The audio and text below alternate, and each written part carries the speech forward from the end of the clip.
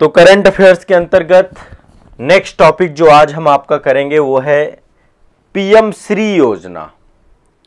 PM Shri योजना ये प्रारंभ की गई है आप सभी की, प्रधानमंत्री स्कूल फॉर राइजिंग इंडिया।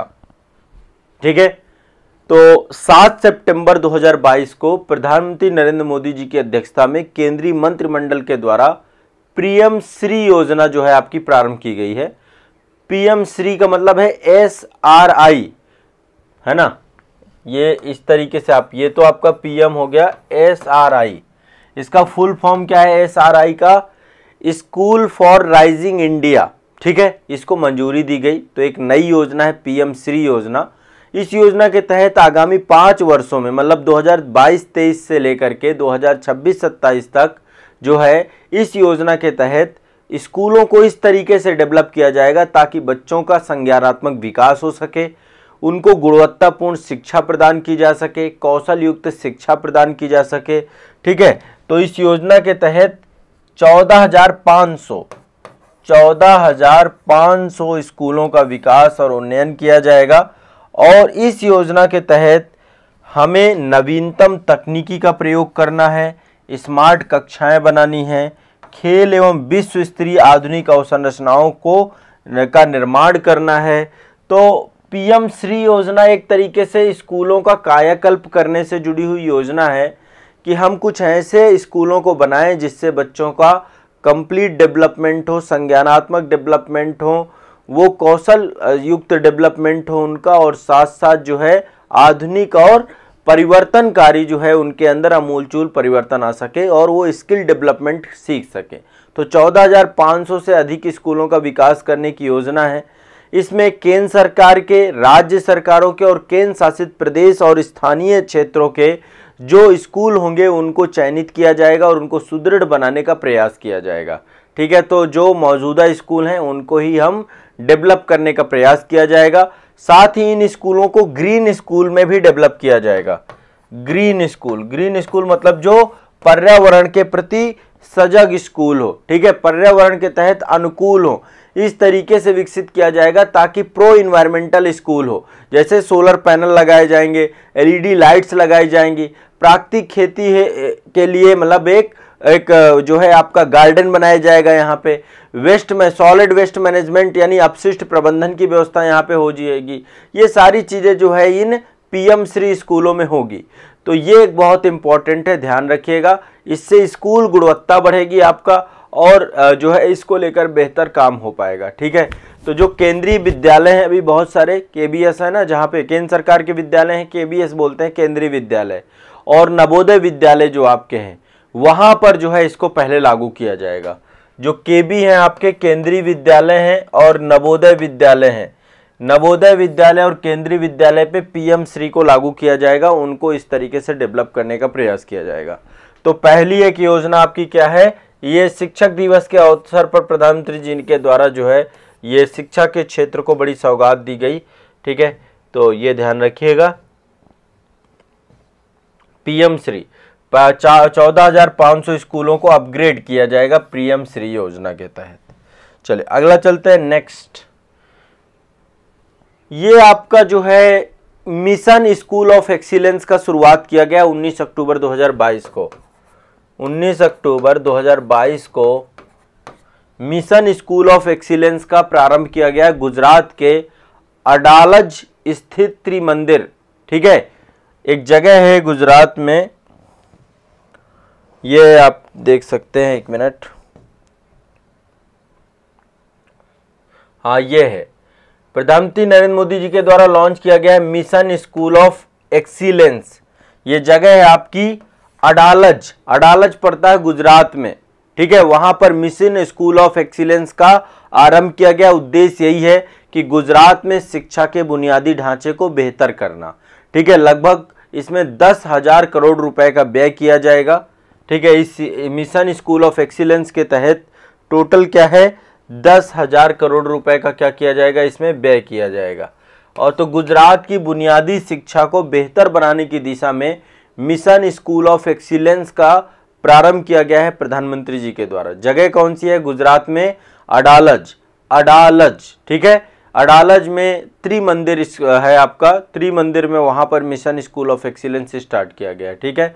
और विश्व बैंक के द्वारा इसमें सहायता भी प्रदान की जाएगी, विश्व बैंक द्वारा ये पोषित है मिशन स्कूल ऑफ एक्सीलेंस ये योजना, ठीक है। तो ये आप ध्यान रखिएगा। आगे चलते हैं नेक्स्ट। ये एक आपका गिनीज वर्ल्ड ऑफ रिकॉर्ड बना है, ये गिनीज वर्ल्ड ऑफ रिकॉर्ड हमारे बनाया है national highway authority of India NHAI ने बनाया है, ठीक है। NHAI के द्वारा एक वर्ल्ड रिकॉर्ड बनाया गया है गिनीज में सड़क बनाने में, ठीक है। देखिए आपको एक बात समझनी होगी, भारत विश्व में राष्ट्रीय राजमार्गों में विश्व में दूसरे नंबर पे आता है, ठीक है। दूसरे नंबर में सबसे बड़ा, विश्व का दूसरा सबसे बड़ा रोड नेटवर्क भारत का है। 63.72 लाख किलोमीटर रोड है हमारे देश में, विश्व में दूसरा सबसे बड़ा सड़क नेटवर्क हमारा है। तो अभी हाल ही में जो है 8 जून 2022 को NHAI और एक आपका इसके द्वारा एक विज्ञप्ति, एक नोटिफिकेशन जारी किया गया और ये बताया गया कि कंक्रीट के सड़क निर्माण में, कंक्रीट की जो सड़क निर्माण है उस पे Guinness world of record Bharat के NHAI के द्वारा बनाया गया है। कहाँ बनाया गया है? नेशनल हाईवे 53 आपका, ये आप देख रहे हैं, ये सड़क निर्माण है। एक ही दिन में ये आपका सर्टिफिकेशन है, ये आप देख रहे हैं, ये पूरी की पूरी सड़क है। एक ही दिन में 84.4 किलोमीटर लंबा जो है सड़क बनाया गया है। कितना? 84.4 किलोमीटर लंबी सड़क बनाई गई है। ये क्या है आपका? NH53 नेशनल हाईवे 53 में काम किया गया है, ठीक है। और ये जो है आपका 105 घंटे 33 मिनट में पूरा किया गया है, 105 घंटे 33 मिनट में पूरा किया गया है। तो वर्ल्ड रिकॉर्ड आपका NHAI के द्वारा बहुत शानदार काम चल रहा है इसमें, ठीक है। सड़क निर्माण परियोजना हमारे देश में जब से नितिन गडकरी साहब हैं हमारे सड़क परिवहन मंत्री, बहुत शानदार काम कर रहे हैं, ठीक है। तो बिना रुके लगातार 84 किलोमीटर की सड़क बनाना NH53 में, इस चीज पे ये पूरा का पूरा। इससे पहले ये रिकॉर्ड दोहा के पास था, दोहा कतर है जो आपका, वहां पर ये जो है बनाया गया था। वहां पे 10 दिन के अंदर जो है आपका बनाई गई थी 25 किलोमीटर लंबी सड़क, हमने 84 किलोमीटर लंबी सड़क बना दी। तो 84.4 किलोमीटर लंबी सड़क आपकी 105 घंटे 33 मिनट में पूरी की गई है। तो इसमें आपका एक तो NHAI है, ये आपका जो NH53 है ना, ये महाराष्ट्र के अमरावती और अकोला जिला इनके बीच में शुरू किया गया है, महाराष्ट्र में बनाई गई है आपकी ये, ठीक है। महाराष्ट्र के अमरावती से अकोला क्षेत्र में बनाई गई है, अमरावती से अकोला, ठीक है, इस क्षेत्र में बनाई गई, ध्यान रखिएगा इस बात को। तो गिनीज वर्ल्ड ऑफ रिकॉर्ड मिला है NHAI को। और NHAI के साथ एक संस्था और थी आपकी, ठीक है, Rajpath Infracon private limited, Pune की एक संस्था है आपकी ये, राजपथ इंफ्राकॉन प्राइवेट लिमिटेड, इन दोनों के सहयोग से बना है NHAI plus Rajpath Infracon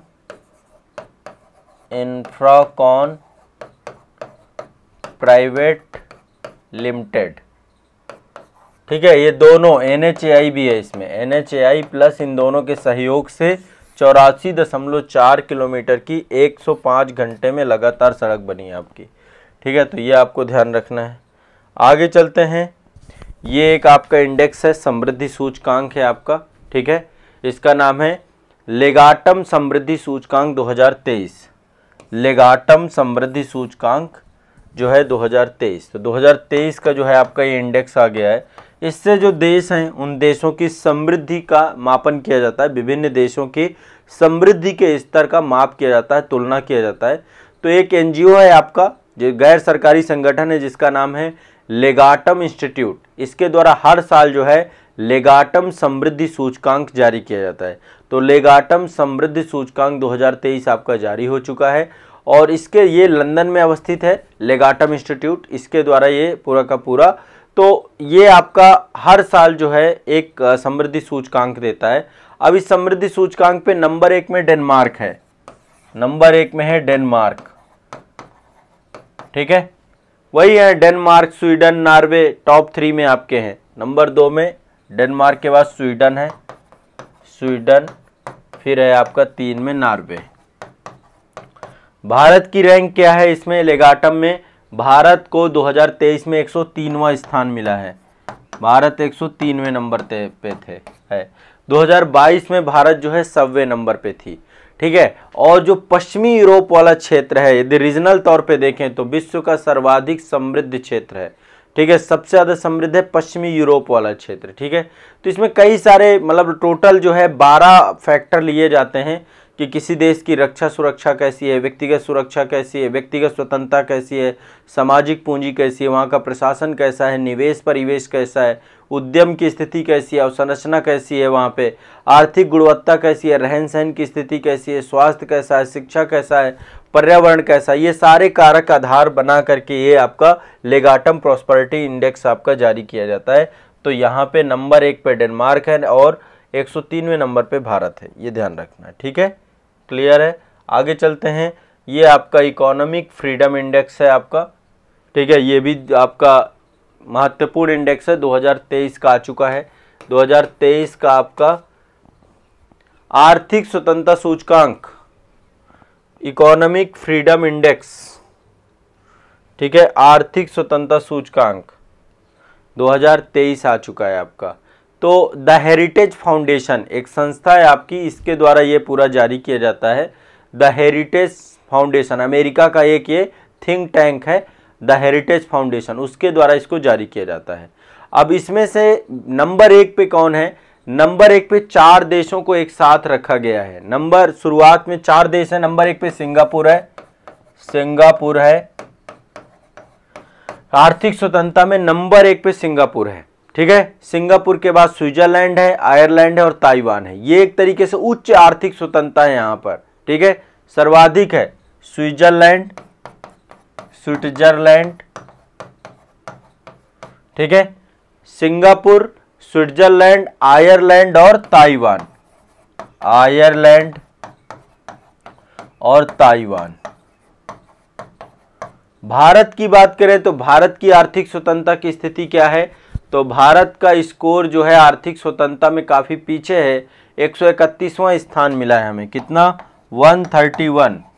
Bharat 131वें number पे है, ठीक है। भारत की हर जगह पे हालत खराब ही रहती है। आर्थिक स्वतंत्रता सूचकांक में विश्व में सिंगापुर को सबसे स्वतंत्र अर्थव्यवस्था घोषित किया गया है और भारत आपकी 131वें स्थान पे है, ठीक है। 131 स्थान पे हम हैं। तो ये आपका सूचकांक जारी किया जाता है। 4 प्रमुख का इसमें जो है आपके फैक्टर्स होते हैं। सबसे पहला होता है विधि नियम कैसे हैं, रूल ऑफ लॉ कैसे हैं किसी कंट्री के इकोनॉमी को लेकर के। दूसरा होता है सरकार का आकार कैसा है, मतलब सरकारी खर्च कैसा है, टैक्स का बोझ कितना है लोगों पे, प्रभावशाली इफेक्टिवनेस कितना है। फिर तीसरा होता है नियामक दक्षता, मतलब रेगुलेटरी जो आपकी बॉडीज होती हैं वो कितना बेहतर काम कर रही हैं। और फिर ओपन मार्केट कितना है, बाजार कितना, व्यापारिक स्वतंत्रता कितनी है, निवेश स्वतंत्रता कितनी है, वित्तीय स्वतंत्रता कितनी है, ये सब आधार बना करके। तो नंबर 1 पे सिंगापुर, भारत 131वें नंबर पे है, ठीक है। इसके बाद ये अगला एक इंडेक्स है rule of law index, rule of law index, ठीक है। Rule law of index, rule, एक minute, rule of law index, law index 2022 की रिपोर्ट आ चुकी है। इसकी भी रूल ऑफ लॉ इंडेक्स 2022 की रिपोर्ट आ चुकी है, ठीक है। तो ये आपका जो है इसके तहत नंबर 1 में रूल ऑफ लॉ इंडेक्स में भी जो वहाँ पे किस देश में कानून का शासन कितना है इसके बारे में जानकारी प्राप्त की जाती है कि किसी देश में कानून का शासन कितना है, ठीक है। तो नंबर 1 पे डेनमार्क है आपका, डेनमार्क। आप देखिए हर जगह पे ये कंट्री बेस्ट है, तो हर जगह पे बेस्ट होगी तो निश्चित तौर पे टॉप में ही रहने वाली है। डेनमार्क, नंबर 2 नॉर्वे, नॉर्वे, और फिर है नंबर 3 पे फिनलैंड, फिनलैंड, ठीक है। रूल ऑफ लॉ इंडेक्स की बात हो रही है। भारत की बात करें तो भारत का 77वां स्थान है। कितना है? 77वां स्थान भारत का, ठीक है। रूल ऑफ लॉ इंडेक्स में कानून के शासन के अंतर्गत हमारे यहाँ पे 77वां स्थान है, ठीक है, ध्यान रखना है। तो ये इसके बाद नेक्स्ट है आपका अगला है देखिए, यूनाइटेड नेशन में एक संस्था है सुरक्षा परिषद, मोस्ट इंपॉर्टेंट संस्था है आपकी सुरक्षा परिषद। इसको हम यूनाइटेड नेशन सुरक्षा सिक्योरिटी काउंसिल कहते हैं, यूएनएससी बोलते हैं। इसमें 5 तो परमानेंट मेंबर हैं, P5 बोलते हैं इनको। P5 में आपका यूएसए आता है, ब्रिटेन आता है, चीन आता है, फ्रांस आता है और रूस आता है। ये आपके P5 हैं, ठीक है, परमानेंट 5 हैं सिक्योरिटी काउंसिल के और मोस्ट पावरफुल बॉडी है। इसमें 10 मेंबर अस्थायी होते हैं, टेम्परेरी होते हैं, अस्थायी होते हैं आपके 10 मेंबर। तो 10 मेंबर्स का जो है आपका हर 2 साल पर इनका चुनाव होता रहता है, हर 2 साल में चुने जाते हैं। यूनाइटेड नेशन पे संयुक्त राष्ट्र में एक संस्था और भी है, महासभा। महासभा में 193 देश हैं, टोटल 193 कंट्री आपकी महासभा के साथ जुड़ी हुई हैं। तो 10 अस्थायी क्षेत्रों के तौर पर जो है अभी नए सदस्य जुड़े गए हैं, नए अस्थायी सदस्य जोड़े गए हैं। देखिए अभी भारत पहले था आपका, भारत भी 31 दिसंबर 2022 को भारत का कार्यकाल खत्म हो गया था। भारत, आयरलैंड, केन्या, मैक्सिको और नॉर्वे, इन 5 देशों का कार्यकाल खत्म हुआ था। जब इन 5 देशों का कार्यकाल समाप्त हुआ है तो इनकी जगह पर 5 देश आपके आए हैं। एक तो जापान आया है, जापान नया अस्थायी सदस्य चुना गया है। सुरक्षा परिषद के 5 नए अस्थायी सदस्य चुने गए हैं, ठीक है। सुरक्षा परिषद के 9 जून 2022 को संयुक्त राष्ट्र सुरक्षा परिषद में अस्थायी सदस्यों के लिए 5 नए जो है सदस्यों का चुनाव हुआ है। तो जापान, फिर स्विट्जरलैंड, ठीक है, जापान, स्विट्जरलैंड, माल्टा, मोजाम्बिक और इक्वाडोर। माल्टा ये अफ्रीकन कंट्री हैं, माल्टा, मोजाम्बिक और इक्वाडोर। माल्टा, मोजाम्बिक और इक्वाडोर ये अफ्रीकन कंट्री, वो दक्षिणी अमेरिका की कंट्री है। तो ये आपकी 5 नई कंट्रियां जुड़ी हैं। इससे पहले 5 कंट्रियां जो रिटायर हुई थी, भारत, आयरलैंड, केन्या, मैक्सिको और नॉर्वे, ये इनकी जगह पे 5 कंट्री आई हैं, जापान, स्विट्जरलैंड, माल्टा, मोजाम्बिक और इक्वाडोर। तो ये ध्यान रखिएगा, ठीक है, सुरक्षा परिषद में ये। और इसके अलावा 10 टोटल होते हैं। P5 तो मैंने बता दिए परमानेंट हैं, कभी नहीं हटेंगे, यूएसए, ब्रिटेन, चीन, फ्रांस, रूस, ये सब जानते हैं। ये आपके अभी नए 5 आए हैं। जो अभी ऑलरेडी 5 हैं उनमें से अल्बानिया, ब्राजील, घाना और आपका गैबोन और संयुक्त अरब अमीरात, अभी 5 और ये भी हैं। टोटल 10 कंट्रीज आपकी टेम्परेरी में होती हैं, ठीक है। तो 5 नए सदस्य यूनाइटेड नेशन में चुने गए हैं। इसके बाद ये रूल ऑफ लॉ इंडेक्स आपका हो गया। भारत की रैंक इसमें जो है आपकी 77वीं है, नंबर 1 पे डेनमार्क है। इसके बाद ये आपका इकोनॉमिक फ्रीडम इंडेक्स है, नंबर 1 पे सिंगापुर है, भारत की 131वीं रैंक है इसमें आपकी, ठीक है। इसके बाद जो है आपका ये अगला है, ये आपका लेगाटम प्रॉस्पेरिटी इंडेक्स यानी कि लेगाटम समृद्धि सूचकांक, नंबर 1 पे डेनमार्क है, भारत की 103वीं रैंक है आपकी ये, ठीक है। और ये Guinness world of record NH53 को बनाया NHAI ने, इसके बारे में मैंने आपको बता दिया। इसके बाद नेक्स्ट ये आपका देखिए, ये हाँ ये सड़क निर्माण है। ये आपका मिशन स्कूल ऑफ एक्सीलेंस है, ये गुजरात में प्रारंभ किया है प्रधानमंत्री जी ने। और PM श्री योजना, ठीक है, इसके प्रधानमंत्री स्कूल ऑफ राइजिंग इंडिया, इसमें 14,500 स्कूलों को जो है क्या किया जाएगा, इस्टेब्लिश किया जाएगा, उनको अपग्रेड किया जाएगा। तो ये आपके करंट अफेयर से जुड़ी हुई महत्वपूर्ण विषय वस्तु थी। अब आप इतने को पहले रिवाइज कर लो, पढ़ लो, 1-2 बार रिवीजन से ये आपके लिए हमेशा के हो जाएंगे, ठीक है। रेगुलर कंटिन्यूअस आपको ये चीज़ करना है। हाँ, वीटो पावर 5 को ही रहती है, 5 जो आपके हैं उन्हीं को वीटो पावर रहती है, ठीक है। चलिए।